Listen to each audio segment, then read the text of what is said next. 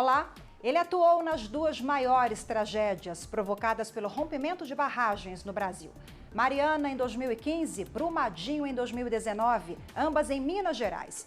No rompimento da barragem de Fundão, que atingiu os distritos de Bento Rodrigues e Paracatu de Baixo, em Mariana, comandou as equipes de busca e salvamento no desastre. Eu converso hoje no programa Iluminuras com o capitão do Corpo de Bombeiros, Leonardo Fará. A partir da experiência nas operações, ele lançou o livro Além da Lama, onde conta os bastidores da tragédia, a corrida contra o tempo dos bombeiros, desde o recebimento da ocorrência até o resgate dos moradores.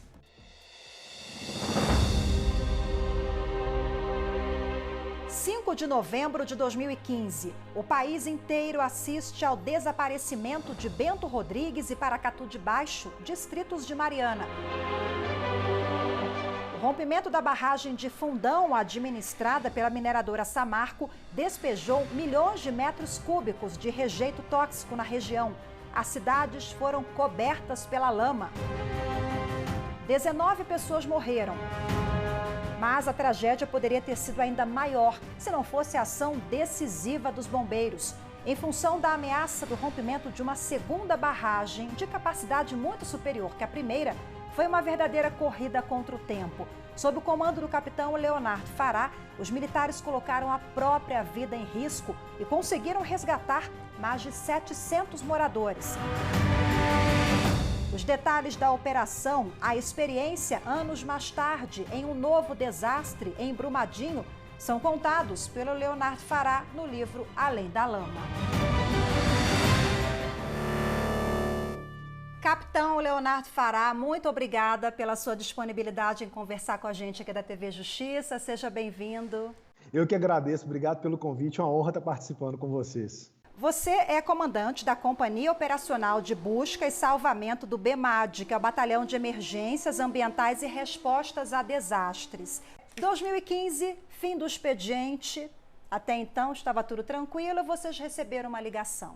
Eu me refiro a como tudo começou lá no desastre de Mariana. O que aconteceu? Daquele telefonema no fim de tarde, nas próximas horas, aquelas 15 horas foram decisivas. E você abre o livro falando disso. Tenta resumir pra gente. Olha, Rafa, naquele dia, quando a gente recebe um chamado desse, né, de um rompimento de barragem, é muito difícil da gente mensurar o quão grave vai ser isso. Então, várias decisões passam na nossa cabeça. A primeira delas é como a gente vai chegar. Então, quando a gente recebeu essa ligação, a gente decidiu ir de helicóptero, a gente decidiu ir de aeronave, porque Mariana é um pouco longe de Belo Horizonte, não é tão próximo. E a gente decidiu ir de aeronave de maneira que a gente conseguisse chegar até o local. Quando a gente começou a sobrevoar, são cerca de 15 minutos de distância de voo, 20 minutos de voo, a gente começou a ver uma poeira densa, né, no horizonte. E essa poeira densa impedia da gente ver realmente o que estava acontecendo lá.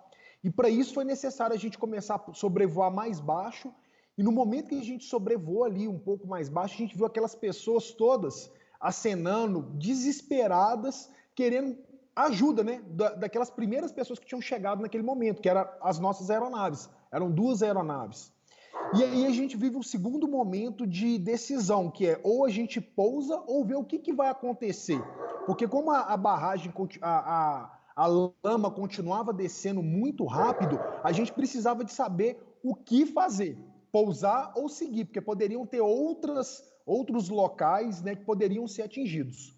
E aí a gente decidiu uma aeronave ficar e a minha aeronave continuar o voo, para ver até onde que a lama estava indo, né? E naquele momento, cerca de 5 minutos de voo mais para frente, a gente viu uma outra cidadezinha. Só que nessa cidade, as pessoas acenavam para a gente também, mas elas acenavam não com desespero, elas acenavam sorrindo. E a gente percebeu que naquele momento eles não sabiam o que estava acontecendo. E a gente, tendo passado a lama, tendo visto aquela destruição toda, a grande indecisão, ou a gente pousa para ajudar aquelas pessoas, correndo o risco de vida da lama pegar a gente e tentar salvar o máximo de pessoas possível. E foi o que a gente fez.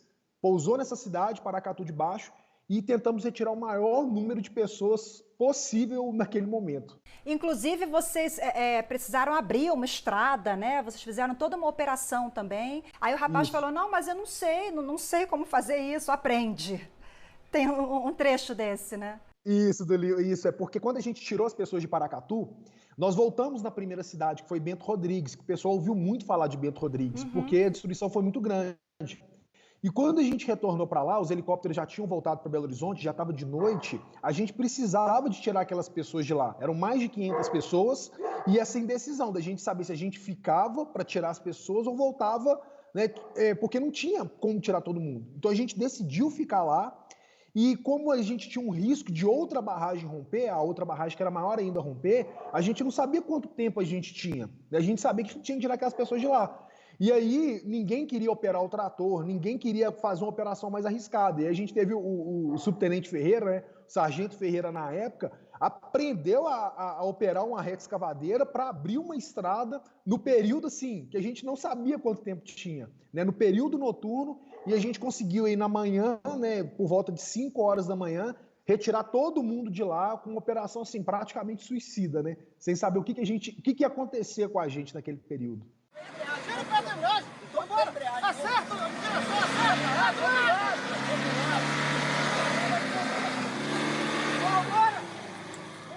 A gente tirou 250 pessoas mais ou menos em Paracatu de Baixo e mais de 500 pessoas em Bento Rodrigues. Então, um total de mais 750 pessoas que nós tiramos aí nessa madrugada. E 19 pessoas morreram, foi isso? Isso. 19 pessoas morreram, nós encontramos 18. Né, tem uma pessoa até hoje que não foi encontrada, que é o senhor Edmilson. Eu costumo dizer, né, muitas vezes quando as pessoas perguntam, que a gente a gente não sabe o nome das pessoas que a gente salvou. Mas dessas pessoas, né, o senhor Edmilson José Pessoa, seu nome completo dele, foi aquele que a gente não encontrou aquele dia. A gente fez o possível, a gente e o impossível para tentar dar esse alívio para a família, porque, acima de tudo, é uma família que tem esperança de encontrar o seu ente querido. Infelizmente, a gente não conseguiu entregar esse corpo para a família. Capitão, como é que funciona?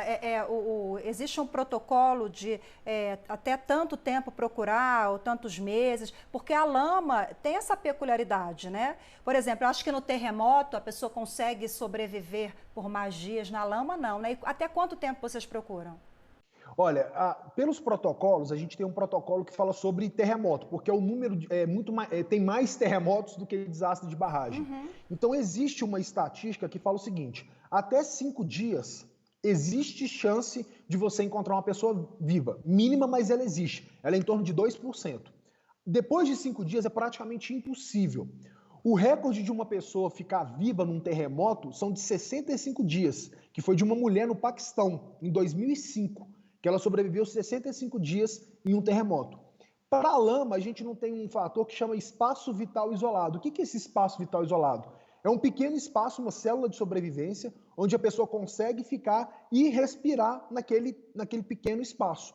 A lama, ela impossibilita ter esse espaço. Apesar de que nós já encontramos em ocorrências de soterramento pessoas vivas com mais de 24 horas totalmente soterradas, tá? Então a gente trabalha nesse protocolo. Até 5 dias a gente considera que existe chance de ter vida. A partir daí a gente trabalha com óbito presumido. Isso é importante para a gente saber qual tipo de resgate que a gente utiliza. Porque, por exemplo, você utilizar uma retroescavadeira, que é um material pesado, que você não tem tanta tato para fazer o resgate, a gente não utiliza durante os 5 dias. Exatamente pelo fato de a gente saber que pode ter uma vida. Então, a retroescavadeira, máquina pesada, só depois de 5 dias. Esse é o protocolo que a gente trabalha. Agora, a gente está falando na lama, né? Aquela lama em Mariana era uma lama tóxica. E vocês nem titubearam, vocês desceram, entraram na lama, né? Mesmo sem saber o que viria pela frente. Vocês tiveram alguma sequela? A gente, no primeiro momento, a gente não sabe como que é, assim, porque o rejeito de minério, ele pode ser um rejeito tóxico ou um rejeito inerte, né? A gente nunca sabe, a quantidade de metal que existe no rejeito, ela sempre é maior, não tem como ser normal. Mas naquele primeiro momento, é o juramento que a gente faz, né, com a sociedade, mesmo com o sacrifício da própria vida. Então a gente não tem como ficar pensando, mensurar isso. Existe uma pessoa precisando da sua ajuda, ela está viva, a gente tirou pessoas vivas da lama naquele momento. Então a gente não tem como mensurar, a gente tem que ir lá e fazer. E depois disso, né, como a gente viu que existia uma quantidade de metais pesados maiores, a gente fez um protocolo de desinfecção. Ou seja, toda vez que a gente tinha contato com a lama, existia um local de desinfecção para os bombeiros, para que a gente evitasse, né, o contato com a boca, contato com os olhos. Por isso que a gente usa muito equipamento, exatamente para evitar esse contato e essa ingestão. Então, depois de um tempo, a corporação acompanha a gente a fazer exames periódicos e, graças a Deus, ninguém teve nenhuma sequela, nenhum dano, né, permanente aí, nem os bombeiros, nem os moradores. Capitão, quando você chegou lá, o cenário era desolador, né? Acho que parecia filme, né? Filme de terror. Você voltou lá recentemente também, eu assisti num documentário, é muito triste, né? Ver que aquilo tudo se acabou. Imagina o desespero dos moradores lá na hora. Mas o que mais te chamou a atenção? O que mais te tocou ali? É possível, você elencar uma coisa? Olha, Rafa, assim, o que mais me incomoda, né, até hoje, é essa pessoa que a gente não encontrou, sabe? E fazendo um comparativo com Brumadinho, né, o Bombeiro continua, é a maior operação de busca e resgate da história, né, do mundo. Não existiu uma operação de resgate tão grande até hoje. Ela superou até o World Trade Center. Só para você ter ideia, em números comparativos, né, o World Trade Center ele encontrou 60% das pessoas desaparecidas. Nós já encontramos 95%. Só que esses 5% é 100% para a família que está faltando. Essas 11 joias são 100% das famílias que ainda querem encontrar seus entes queridos. Então, o que sempre me incomoda, né, e incomoda em Mariana, é essa pessoa, né, o senhor Edmilson, que toca muita gente. Da gente saber que a gente tentou fazer de tudo, que a gente fez assim, o impossível, até rompendo protocolos, arriscando mais do que a gente poderia, e a gente não conseguiu dar esse alívio.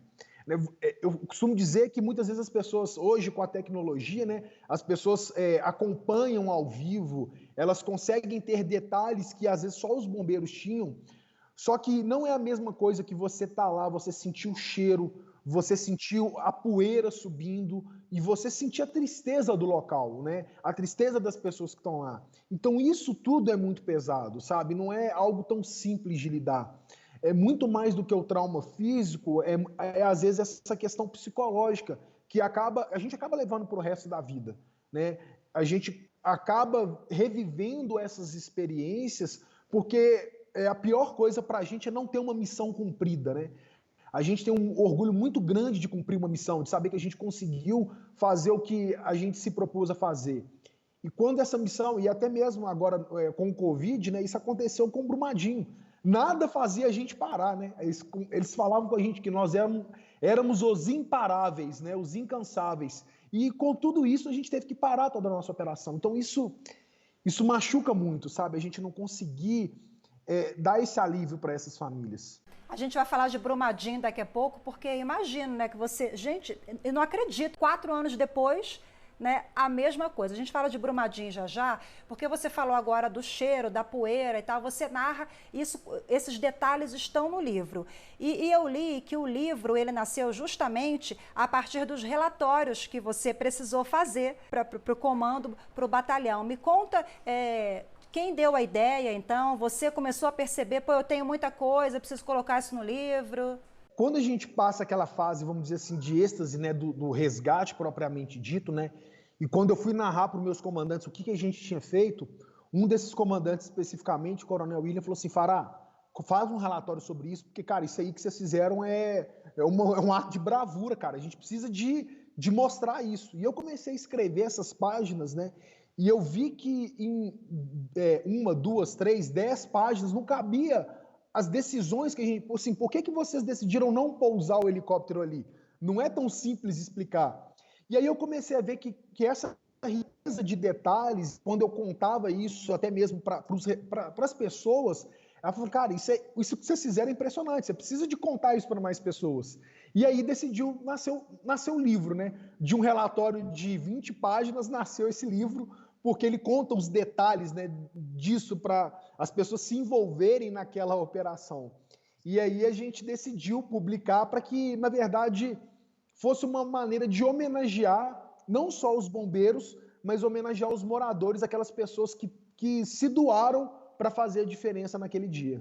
Ô, Léo, essa área de engenharia geotécnica é uma área que você domina, você estudava desde antes do desastre em Mariana, você foi para o Chile, depois você foi para Moçambique, né? O Brasil se tornou super conhecido a partir desse resgate, você foi se especializando ainda mais, só que antes do desastre em Mariana, você fez um curso. Né? Você criou um curso, nós temos imagem aqui, vamos exibir um trecho do documentário que é o Coração de Bombeiro Filme. Os senhores vão passar fome. Põe a luva pra pegar a janta. Isso pra esquentar aí, beleza? Quero ver os senhores lembrarem das vítimas agora. Tá todo mundo com a perna dobrada pro aconchego do lar. Primeiro desistir, qual vai ser? 225? Falta só mais 2. Muito bacana e é exatamente aquilo, ó. Não está conseguindo, vai ficar sem comer, pede para sair. É assim mesmo? Olha, tem que ser assim pelo seguinte, o que a gente fala, a gente tem uma atividade dentro do curso, né, do curso de operações em desastres, que a gente fala que é a escola de vítimas. O que é a escola de vítimas? É basicamente fazer com que o bombeiro ele tenha as mesmas sensações que uma vítima tenha. Por quê? Porque uma das coisas principais de um resgate é você ter empatia, você saber o que a vítima está passando.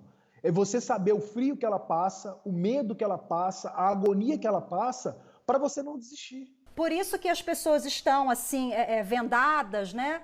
Os bombeiros, você observa assim que eles usam a venda na lama, que é para dar essa sensação, então. Isso, essa sensação dele não enxergar, de estar no escuro, de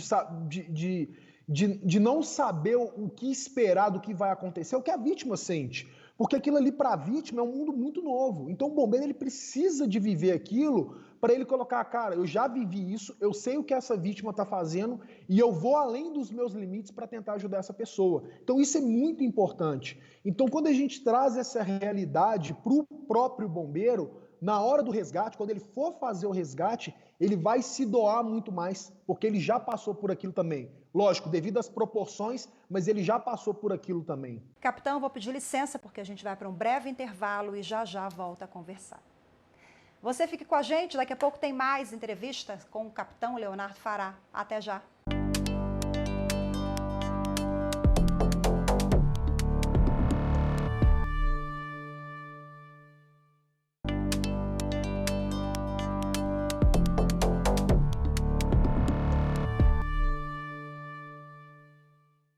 O programa está de volta e hoje o meu convidado é o capitão do Corpo de Bombeiros, Leonardo Fará. Ele atuou nas duas maiores tragédias que envolveram rompimento de barragens aqui no Brasil, Mariana e Brumadinho, ambas em Minas Gerais. Capitão, vamos voltar à nossa conversa aqui. No primeiro bloco, nós falamos muito sobre o acidente em Mariana, o desastre. O senhor participou também, atuou em Brumadinho. Brumadinho, você estava de férias, né? Estava barbudo, de férias com a família, o Léo é casado, tem 2 filhos, lá na boa, recebeu outro telefonema, o que você fez?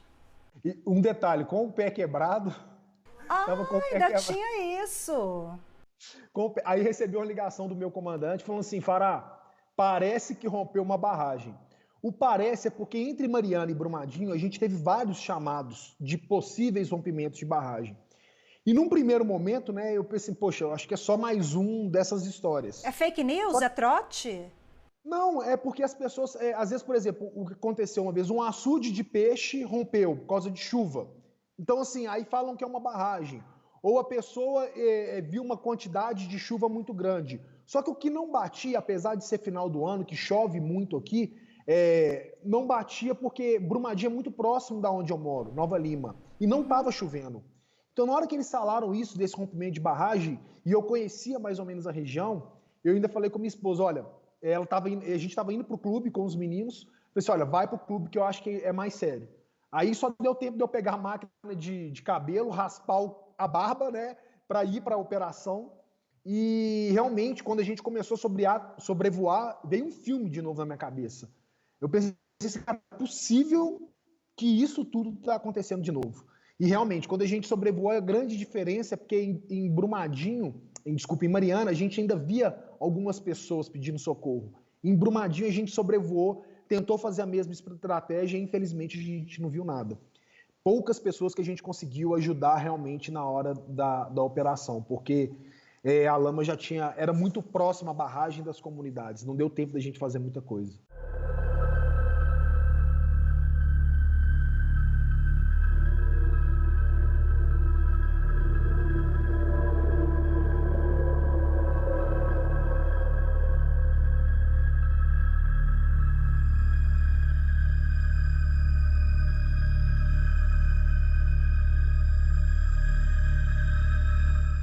E aí veio aquela frustração de novo, né? Porque você viu que você não conseguiria repetir o que vocês fizeram em Mariana, que era muito mais complexo.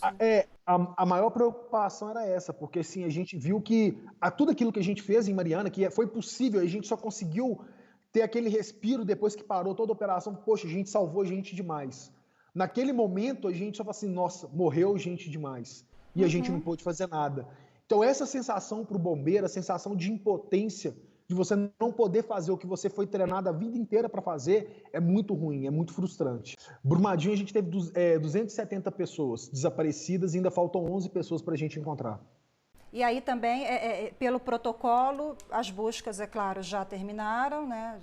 A gente agora com o Covid, a gente, como já entrou numa curva tranquila, o bombeiro está retomando as buscas em Brumadinho agora, em busca das 11, que a gente chama das 11 joias que estão desaparecidas. As famílias, é claro, né, têm essa ligação, mantêm, porque querem pelo menos ter essa dignidade, esse alívio.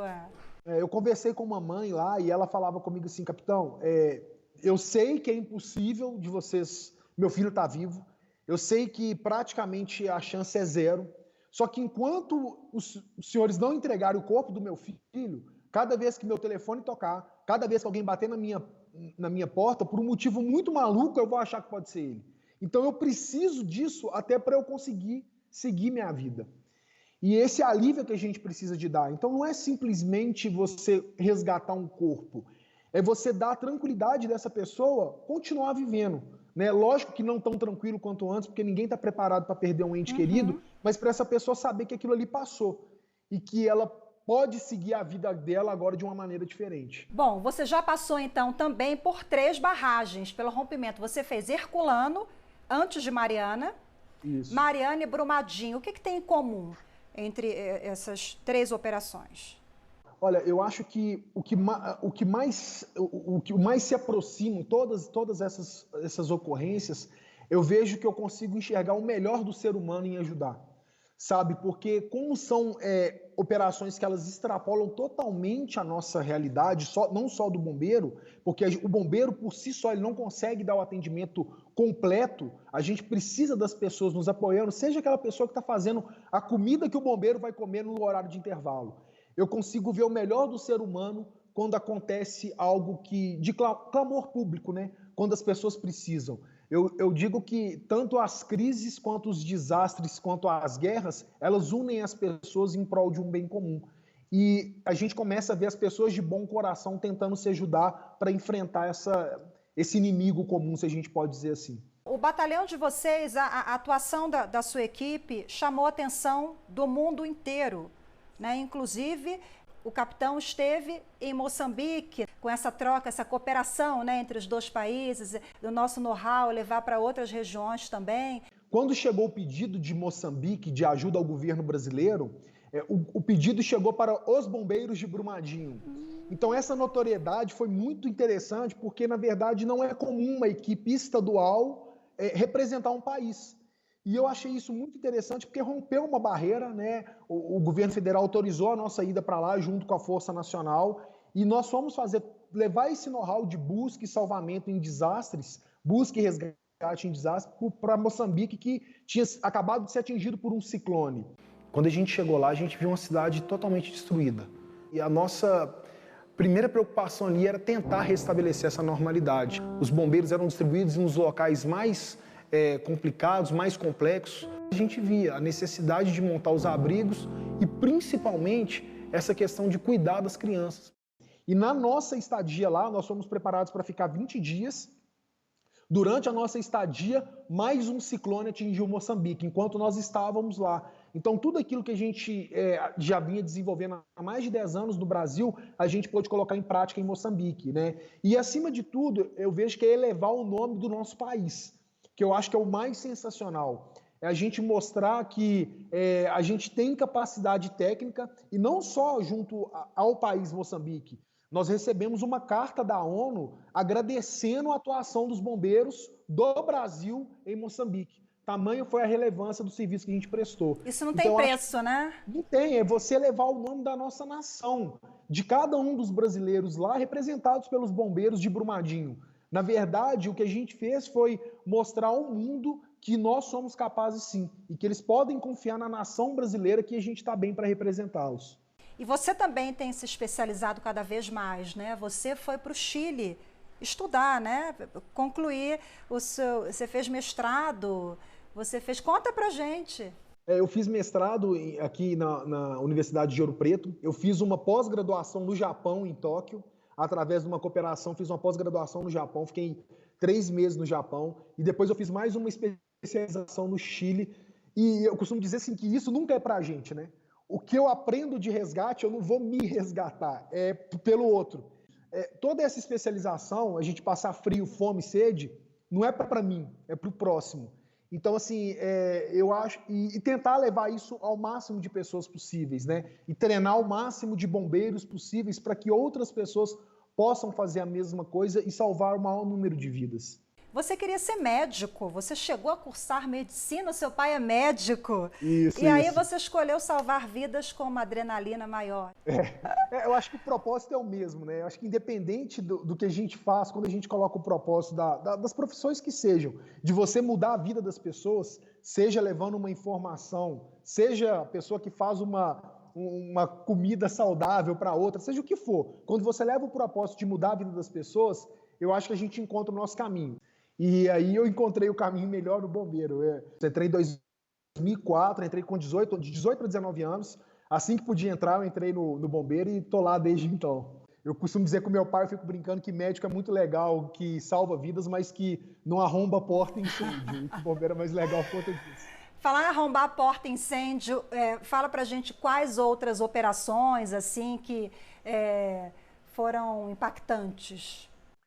Olha, assim, toda operação ela é impactante. Eu costumo dizer que muitas vezes, quando eu tiro, muitas vezes a gente vai ser chamado para tirar um cavalo que está numa fossa, mas esse cavalo é a única subsistência daquele senhor que usa para a família, para levar a comida para a família. Seja até tirar gatinho do alto de árvore, que a gente faz isso também, as pessoas perguntam, e a gente tira gatinho do alto da árvore, é porque às vezes aquele gato é o animal que a pessoa mais ama.